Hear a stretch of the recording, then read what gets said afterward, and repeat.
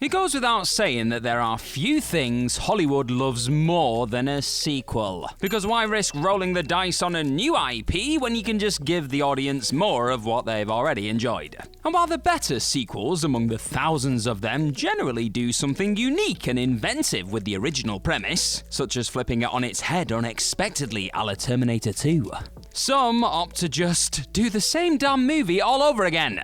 That is absolutely the case with each of these 10 sequels, which rehashed the original concept with total brazen shamelessness. So I'm Gareth, this is What Culture, and here are 10 movie sequels that were basically the same movie. Number 10, Home Alone 2, Lost in New York. Home Alone is such a singular, seemingly unrepeatable concept that the prospect of a sequel seemed hilariously unlikely. But of course, Hollywood knows a gravy train when it sees one. The original holiday comedy, where young Kevin McAllister is accidentally left home alone to fend off a duo of thieves while his family is on vacation, was a box office smash. And so, just 2 years later, Home Alone 2 Lost in New York was released. Despite the fact that no family would ever lose a child twice at the airport, of course, it all happens to poor Kevin again, who once more finds himself crossing paths with thieves Harry and Marv for good measure. Hell, Kevin even gets unexpected assistance from another seemingly creepy supporting character who is shunned by the locals, switching out the first film's old man Marley for the pigeon lady. What are the chances, eh? Both films follow an extremely similar schematic, the major difference being that Kevin is in New York in the sequel rather than Chicago, and it's a toy store being targeted this time rather than his house.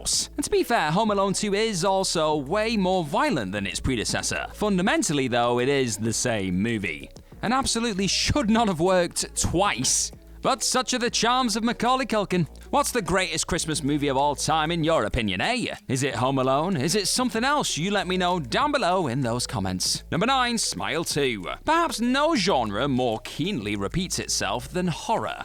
And so it wasn't terribly surprising that Smile 2 largely retraced the steps of its surprisingly solid predecessor. The original focused on therapist Rose being terrorized by a trauma demon with increasingly horrifying sights, before tricking her into thinking she'd won and then killing her. And Smile 2 did very much the same. Now this sequel switches out Rose for pop star Sky Riley, but the A to Z beats are largely the same here, with Sky losing grip of her sanity, believing she's triumphed over the curse, and then being brutally killed in front of a witness, allowing the curse to spread. So close, but yet so far. Obviously, the nitty-gritty particulars are different, and Smile 2 makes the most of its bigger budget for some beefed up set pieces, but the spine of each story follows a very similar bent. Hopefully filmmaker Parker Finn might buck the trend a little for Smile 3, lest fans feel the formula beginning to tire. Given the grim implications of Smile 2's ending, there is certainly plenty of room for Finn to do something quite different with the threequel, so fingers crossed. Number 8, Die Hard 2, Die Harder. In the very least, Die Hard 2 is self-aware enough to admit that it is a shameless repeat of the original action classic, with John McClane even asking himself how can the same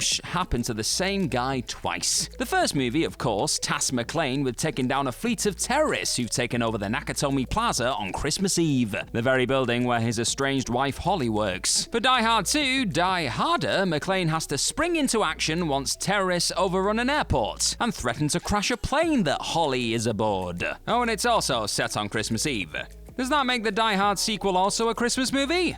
Well, let me know your opinion in the comments. This should be fun. Whether you think it's a Christmas film or not, we can probably all agree that Die Hard 2 is still a fun movie, albeit one that's hampered by the fact that the original premise is so distinctive. And this follow-up just can't help but feel like a wildly inferior facsimile of it, with some elements shifted around. Number 7, Ghostbusters 2. Ghostbusters 2 was largely viewed as a disappointment by fans, even if it is certainly not bad, because it was so aggressively committed to just being the same movie all over again. The sequel bends over backwards to press the reset button on everything we saw in the first movie, while going through the motions of an incredibly familiar supernatural plot. Ghostbusters 2 kicks off with the central quartet put out of business and forced to restart the Ghostbusters from the ground up, while dealing with a malevolent spectral force that possesses a key character in order to enact its evil plan. Beyond this, the Ghostbusters have to once again deal with bureaucratic obstacles, and the climax takes place in the streets of New York City with a giant mascot brought to life. This time the Statue of Liberty rather than the Stay Puft Marshmallow Man. Now overall, Ghostbusters 2 is still an entertaining enough sequel, though rightly remains contentious due to how desperately it clings to what made the original work. Number 6, Escape from LA. John Carpenter's Escape from New York touts one hell of a unique crackerjack premise, as prisoner Snake Plissken is presented with a deal. If he can enter Manhattan, which is now a penal colony, and rescue the President of the United States in 24 hours, he'll be pardoned of his crimes. If he can't do it in time though, micro-explosives injected into his body will kill him.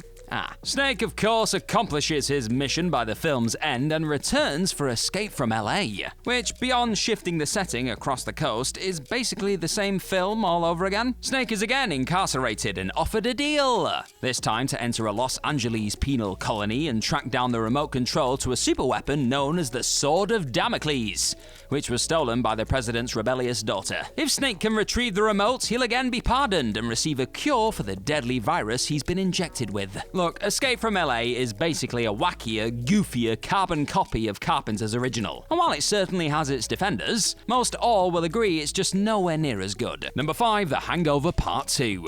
The Hangover's irresistible premise revolves around 3 friends, Phil, Stu, and Alan, who wake up after a wild bachelor party in Las Vegas, only to discover that the groom, Doug, has gone missing. All manner of shenanigans ensues as the trio try to retrace their bleary steps and find Doug before his wedding. The Hangover Part II basically repeats the very same premise, albeit with Stu being the new imperiled groom and the setting shifting to Thailand. Our central characters regularly express disbelief that the same thing happened to them twice, but it hardly papers over just how blatantly Part 2 is lazily milking the cash cow here for every last drop. I mean, in fairness to all involved, it still grossed almost $600 million worldwide, and at least filmmaker Todd Phillips could not be accused of just rehashing the idea once again for The Hangover Part 3, which divisively pivoted into black comedy thriller territory without any sign of a bachelor party whatsoever.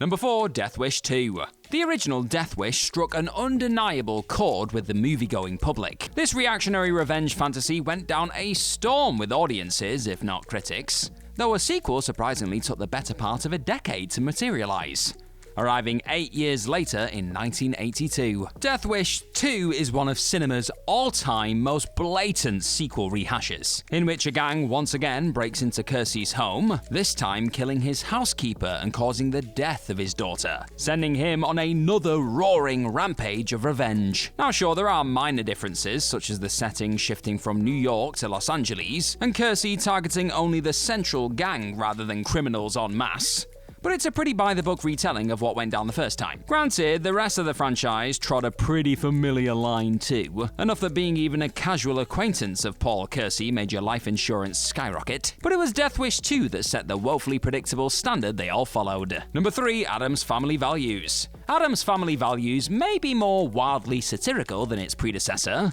but the basic setup of its story is virtually identical to that of the original. The dramatic crux of both movies revolves around a scheming, duplicitous woman who plots to take advantage of Uncle Fester in order to fleece the Addams clan of their riches. In the first Addams Family, it's con artist Abigail Craven using an amnesiac Fester to infiltrate the Addams home, while in Values, it's new nanny Debbie Jelinski, a serial killer who intends to marry Fester, kill the entire family, and make off with their wares. Lovely. Now in fairness, Values is quite arguably a much better film in every single way, in large part due to the phenomenal performances from Christina Ricci and Joan Cusack, but it's absolutely playing from its predecessor's hymn sheet, albeit in a slightly different key. Number 2, Gladiator 2. Nobody should have expected Gladiator 2 to be a left-field, boundary-pushing sequel to Ridley Scott's Oscar-winning original epic, because when a studio spends around $300 million on a movie, they generally want as safe and reliable a product as possible, and Gladiator 2, while entertaining, is certainly a relatively unambitious mirror of that first film, enough that some critics even called it a glorified remake posing as a sequel. Maximus' son Lucius goes through an incredibly similar hero's journey to his father, losing his wife, swearing revenge against Rome, being enslaved and sent to fight as a gladiator, and eventually rising up to kill the tyrants who subjugated him. Like father, like son, eh? The only substantial difference is that Lucius actually survives at the end, just in case the planned Gladiator 3 actually ever happens. Couple the achingly familiar plot with the many lines of dialogue and shots that fawningly invoke the original, and this is a sequel that gets dangerously close to echoing its predecessor too much. Number 1, Taken 2. There's a reason that everyone called Taken 2 Taken 2, that's T-O-O, when it first came out. Because it's basically the same damn film. The first Taken was a surprise box office smash that helped reinvent Liam Neeson as a middle-aged action hero, playing an ex-CIA officer, Brian Mills, who fights to save his daughter Kim from human traffickers. And Taken 2 offers only mild deviations from that successful template, with Mills' wife Lenore being the kidnapped victim this time. Admittedly, Brian does also allow himself to be taken and enlist the help of Kim throughout, but for the most part it's basically the same story of a grizzled, middle-aged badass protecting his family from generic, instantly forgettable international kidnappers. Oh, the less said about Taken 3, which feels like even more of a rote retread, the better too. Now continue your YouTube journey with us by clicking on one of the videos that you can see on screen right here. And if you don't, I will find you. And I'm not gonna kill you, but I'll say something nasty. Yeah.